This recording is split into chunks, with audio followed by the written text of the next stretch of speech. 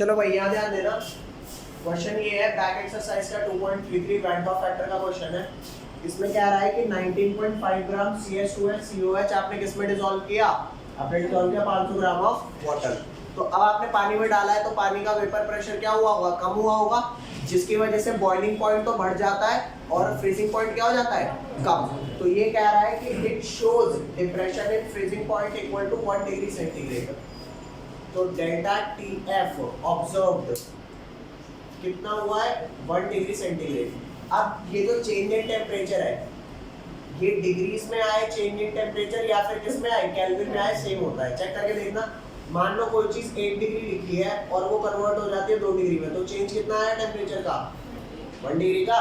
अरे यार ये सेल्सियस से सेल्सियस है और 1 डिग्री सेल्सियस को अगर मेरे को केल्विन में कन्वर्ट करना हो तो कितना हो जाएगा? 273 ऐड करता हूँ, ये हो जाएगा 274 केल्विन, ये हो जाएगा 275 केल्विन। तो चेंज इन टेम्परेचर अब भी कितना आया? 1 केल्विन आया। भाई ये 1 डिग्री सीधा 1 केल्विन था, तो चेंज तो आपकी सेम ही है। तो कुल मिला के बात ये है डेल्टा TF ऑब्जर्व कितना दे रखा है? 1 डिग्री सीधे रखा है। अब इसमें निकालने को क्या क्या कह रहा है? ये कह रहा है कैलकुलेट करो वैन डॉ फैक्टर और डिसोसिएशन कांस्टेंट ऑफ फ्लोरोएसिटिक एसिड। ये क्या है आपका? ये आपका फ्लोरो एसिटिक एसिड, ठीक है भाई। और कैलकुलेट करने के लिए क्या कह रहा है? ये हटा देते हैं। कैलकुलेट फर्स्ट वैन डॉ फैक्टर I और सेकंड क्या कैलकुलेट करने को कह रहा है? Dissociation constant. डिसोसिएशन कांस्टेंट होता है Ka, ठीक है भाई। ये कैलकुलेट करने को कह रहा है, तो कैसे करेंगे ये बताता हूँ आपको। सबसे पहले ये ध्यान देना, ये CH2FCOOH क्या होता है? जैसे आप लोगों ने ये देख रखा है ना, CH3COOH क्या होता है? ये एसिटिक एसिड होता है। एसिटिक एसिड अगर पानी में जाएगा तो कैसे ब्रेक होगा? ये ब्रेक होगा CH3COO negative aqueous plus H plus aqueous, ऐसे टूटेगा, ठीक है। तो अगर इसका एक H हटा के मैं फ्लोरीन लगा दूं तो क्या बन जाएगा? CH2FCO है, सेम रहेगा। तो यहाँ पर मैं क्या कर देता हूँ? CH2FCOOH, तो यहाँ क्या हो जाएगा? CH2FCOO नेगेटिव और ये H+, ठीक है भाई। ये इस तरीके से ब्रेक होता है। तो अगर मान लो ये 100 का 100% ब्रेक हो गया तो I की वैल्यू कितनी हो जानी चाहिए? I की वैल्यू 2 हो जानी चाहिए। लेकिन ये 100% ब्रेक अगर नहीं हुआ तो I की वैल्यू 2 हमेशा नहीं होगी। वो डिपेंड करता है कि कितना परसेंट ब्रेक हुआ, तो 1.8, 1.7, 1.6 कितने के आसपास होगी, ठीक है भाई। तो यहाँ पर ध्यान दो। ये आपकी, अब देखो इसमें करना क्या है, आपको इसका गिवन मास दे रखा है, ये आपका सॉल्यूट हो गया। जो फ्लोरोएसिटिक एसिड है ये आपका क्या हुआ? सॉल्यूट, ठीक है। और ये क्या हो गया आपका? सॉल्वेंट।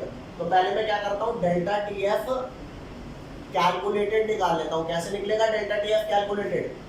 KF इनटू में मोलालिटी।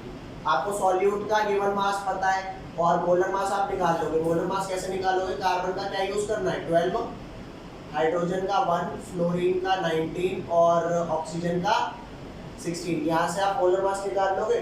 तो आप क्या क्या वैल्यू निकाल सकते हो? W2 वैल्यू गिवन है, M2 वैल्यू आप निकाल लोगे, W1 कितना गिवन है? 500 ग्राम गिवन है। तो आप ऐसे करके मोलालिटी निकाल लोगे। और KF फॉर वाटर क्या होता है? KF फॉर वाटर की वैल्यू ये हमें हमेशा गिवन होती है 1.86 kg पर मोल, ठीक है भैया। ये वैल्यू गिवन है। अब ये मेरे को मोलालिटी और KF की वैल्यू यूज करके डेल्टा TF कैलकुलेटेड जल्दी निकाल के दो। देखना भाई कैलकुलेशन क्या हो जाएगी। जो आपका डेल्टा TF आएगा वो होगा, KF हो गया 1.86 और मोलालिटी क्या होता है? W2 अपॉन में M2 होल अपॉन में W1 बाय 1000, यही होता है ना, है। तो इस वैल्यूज को डाल करके सॉल्व करो। डेल्टा TF कितना आ रहा है? 1.86 इनटू W2 कितना हो गया? 19.5 और इसका मोलर मास कितना कैलकुलेट हो गया है? 78 आया है। ये 0.93 आ रहा है। इसके होल नीचे क्या आ रहा है 500 और यहाँ नीचे आ रहा है 100,000। ठीक है, तो ये सॉल्व होकर के क्या आ गया 2 और ये सॉल्व होकर क्या आ गया 1/4, ये 1/2। तो वैल्यू आ गई 1.86 इंटू ये हो गया 78 है काका। ये 2/1 कितना आ गया भाई, ये घटा बेटा ये कितना आ गया 0.93। तो डेल्टा टीएफ कितना आ गया। ठीक है, अब ये डेल्टा टीएफ आपका कैसा है कैलकुलेटेड, तो आपको कैलकुलेटेड पता है, आपको ऑब्जर्व्ड पता है, तो वैल्यू आ जाएगी आपकी आई की। तो आई की वैल्यू तक तो कोई दिक्कत नहीं, क्या delta TF observed by delta TF क्या कैलकुलेटेड। तो कितनी वैल्यू हो गई 1/0.93, 1/0.93। ये सॉल्व होकर के कितना आ रहा है आपका आई की वैल्यू, ये आ जाएगी 1.07। कितनी आ रही है चेक करना एक बार ही डिवाइड करके उनको। 1.07 कितनी है 1.0। तो बस 1.075 तक ले लो, तो ये आ गई वैल्यू आपकी। अब आई की वैल्यू ये हो गई, और जब आप ये डिसॉल्व करोगे वाटर में CH2FCOOH, जैसे ही आप वाटर के अंदर डालोगे क्या होगा CH2FCOO negative aqueous plus H plus aqueous. ठीक है भाई, तो इनिशियल अगर मैं इसको 1 लेता हूं, इनको 0 0 लेता हूं, तो ये कितना हो जाएगा 1 माइनस कितना x करेंगे 1 माइनस कितना x, और यहाँ पर x, यहाँ भी x। मैंने क्या बताया था i किसके बराबर होता है i इन तीनों के सम के बराबर होता है। तो कितना आ जाएगा 1 माइनस x प्लस x किसके बराबर आ जाएगा i। अब यहाँ से x की वैल्यू कैलकुलेट कर दो, ये माइनस x से प्लस x कर लिया तो 1 प्लस x i आ गया। तो i की वैल्यू क्या है 1.075, तो 1 plus x is equal to 1.075। तो फाइनली x क्या कैलकुलेट आया, which implies x is equal to 0.075। Is that clear. ये लिख लो, फिर आपको ये बताता हूँ कि डिसोसिएशन कांस्टेंट के ए कैसे निकालते हैं, लिख लो। अब डिसोसिएशन कांस्टेंट क्या होता है ये बता देता हूँ। डिसोसिएशन कांस्टेंट के ए होता है, इसकी वैल्यू होती है प्रोडक्ट में जो चीज है उसकी कॉन्सेंट्रेशन अपॉन रिएक्टेंट में जो है उनकी कॉन्सेंट्रेशन, बस वाटर इंक्लूड मत करना। ठीक है, तो क्या हो जाएगा चेक करो CH2FCOO नेगेटिव, इसकी कॉन्सेंट्रेशन H प्लस की कॉन्सेंट्रेशन अपॉन में कौन CH2FCOOH, इसकी कॉन्सेंट्रेशन। ठीक है, अब तुम्हारे को एक छोटी सी चीज बताता हूँ, ये जो वैल्यू आई ना, जैसे x की वैल्यू अगर यहाँ पर डाल दोगे तो कुछ सॉल्व होके आएगा, यहाँ डालोगे तो भी सॉल्व होकर के आ जाएगा। इन वैल्यूज के अंदर अगर आप कॉन्सेंट्रेशन मल्टीप्लाई कर दो, ठीक है, तो इनकी फाइनल वैल्यू कॉन्सेंट्रेशन की मिल जाती है। कॉन्सेंट्रेशन मल्टीप्लाई किया तो फाइनल कॉन्सेंट्रेशन क्या है वो मिल जाएगा। तो क्या क्या वैल्यू डलेगी, और आप कहोगे ये C क्या है, ये C आपका कुछ भी हो सकता है, मोलारिटी भी हो सकता है या फिर मोलालिटी भी हो सकता है। मोलालिटी तो यही था ना W2/M2/W1, यही था। तो कैसे आएगा यहाँ चेक करो, ये आ गया आपका C into x multiply C into x whole upon में C 1 minus x। चेक करो ये C इस C से कट जाएगा तो बच गया आपके पास क्या C into x square upon में 1 minus x। ये जो आपकी वैल्यू आएगी ये आएगी Ka। C की वैल्यू क्या डल जाएगी, ये सारा सॉल्व करूंगा तो 0.5 आएगा, यहाँ पे डलेगा क्या आपका 0.5 मल्टीप्लाई 0.075 का क्या स्क्वायर, इसको डिवाइड करेंगे 1 माइनस 0.075। ये सॉल्व करूंगा मेरा Ka आ जाएगा, इसी को डिसोसिएशन कांस्टेंट बोलते हैं। ये क्वेश्चन अगर पेपर में पूछता है तो कम से कम 3 मार्क्स का पूछेगा। ठीक है, लिख लो।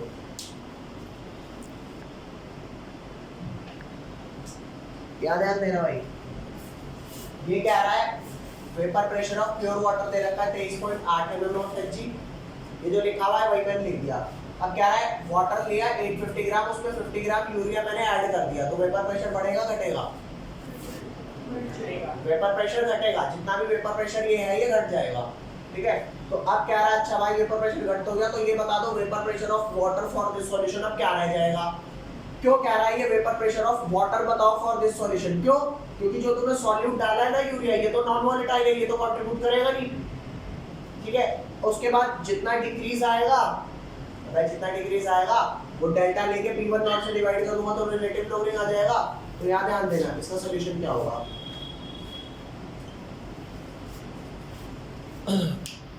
सॉल्यूशन में आपका आ जाएगा, चेक करना भैया, जो P टोटल होगा वो बराबर किसके होता है, pressure of solvent plus pressure of urea.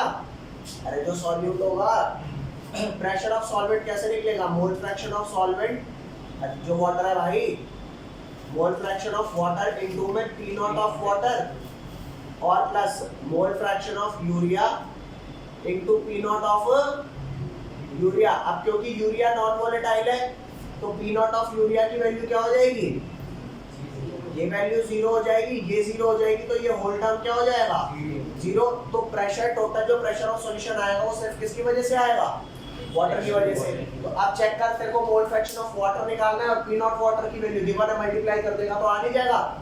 अरे बोलो भाई, तो प्रेशर टोटल को आप क्या लिख देना, प्रेशर ऑफ सॉल्यूशन। अरे बोलो, और जितना प्रेशर ऑफ सॉल्यूशन आपका कैलकुलेट करके आएगा वो इस P नॉट से कम होगा ज्यादा होगा, तो इस P नॉट में से PS माइनस कर दूंगा तो मेरा चेंज इन प्रेशर आ जाएगा। और चेंज इन प्रेशर के लिए वो कह रहा है रिलेटिव लोअरिंग निकालना है, तो ये लोअरिंग है और इसको किससे डिवाइड कर दूंगा, P1 नॉट से, तो क्या निकल जाएगा, रिलेटिव। नहीं आएगा समझ, P1 not PH2 sorry PH2 भाई खुद पहले तो ये बता, ये बात समझ आई कि नहीं आई, हाँ कितनों को नहीं आई, आ गई तुम्हें नहीं आई होगी, बोलो भाई क्लियर है। तो ये x into water P not water, ये प्रेशर ऑफ सॉल्यूशन आ जाएगा और ये कम होगा, तो डेल्टा P की वैल्यू कैसे आ जाएगी, P1 नॉट मेरा ज्यादा था और ये कम वैल्यू है, माइनस करूंगा PS तो डेल्टा P आ गया, डेल्टा P को P1 नॉट से करेंगे तो आएगा ना relative lowering of vapour pressure. Solve कर जल्दी से। और 0.4 ले भैया देखना यहाँ पर एक बारी,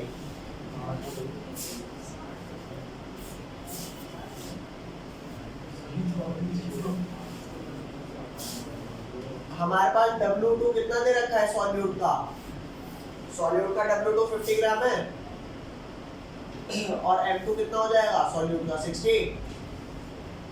अरे बोल लो भैया, और W1 कितना दे रखा है 850 और W2 तो हो गया M1, molar mass of solvent कितना हुआ 18 ग्राम पर मोल।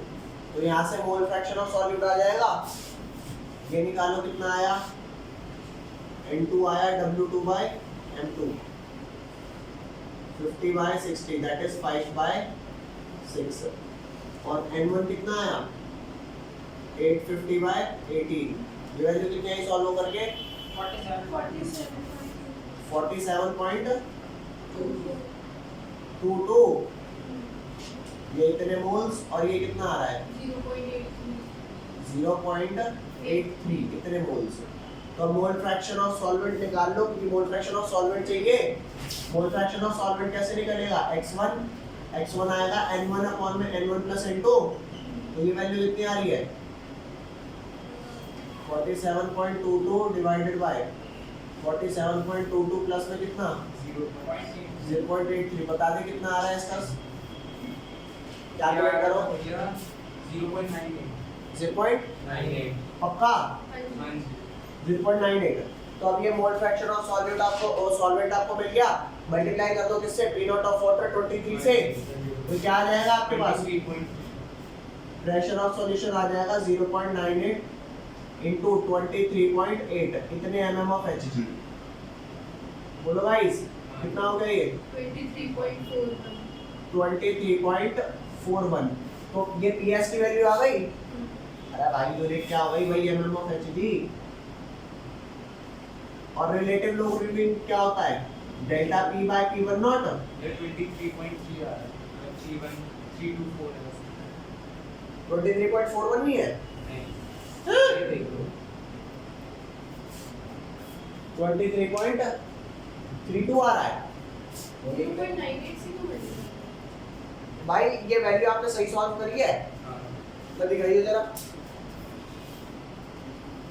नहीं यहाँ पर देख ले पेशेंट से ये वैल्यू जो तुम्हारी है ये 0.9827 है और 0.9827 को मल्टीप्लाई करेंगे तो क्या होगा 27 इंटू क्या 23.8 इससे मल्टीप्लाई करा तो क्या आया 23.38 आया ले ले तो डेल्टा पी की वैल्यू कितनी हो गई यही तो है रिलेटिव लोवरिंग डेल्टा पी आपका क्या होगा 23.8 माइनस 23.38 डिवाइडेड बाय 23.8 ये वैल्यू सॉल्व होके आ गई 0.42 डिवाइडेड 23.8 ये जो भी आ जाएगा ये आंसर हो जाएगा 0.017 ठीक है भैया क्या आ रहा है ये 0.